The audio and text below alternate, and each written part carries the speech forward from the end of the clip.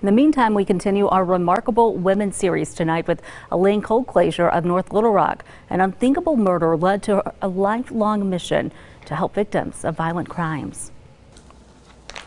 Elaine Colclasure looks through a photo album of pictures of her late husband. It was just such good times and such good memories, and just gone in the flash, just a flash. It was just all over with. More than 30 years ago, Dick Colclasure was murdered by two teens who dumped his body in the Arkansas River. Elaine recalls how she got the dreadful details. I got a call from the detective who said, well, he's been shot 6 times. And then on the news that night, we heard that he had been run over with his car. The criminals were arrested, tried, convicted, and sent to prison. But justice didn't come easy. At that point, there were no victims' rights. I mean, there were none. He was the state of Arkansas. I mean, we didn't have impact statements. We didn't have anything. Elaine was now widowed with 3 children, her youngest only 7.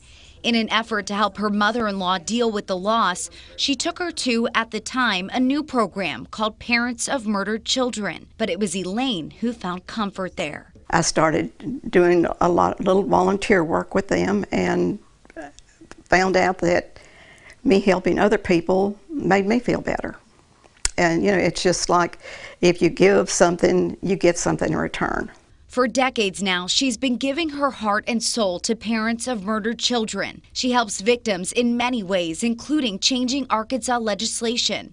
She influenced the creation of the Crime Victims Assistance Association of Arkansas and the Arkansas Victims Academy because she discovered not all victims are treated well. I found out really, really quick that's not how it works. Here's a picture of us. But many agree the system works better than it did 3 decades ago when Dick was murdered, thanks in part to the remarkable work of this remarkable woman.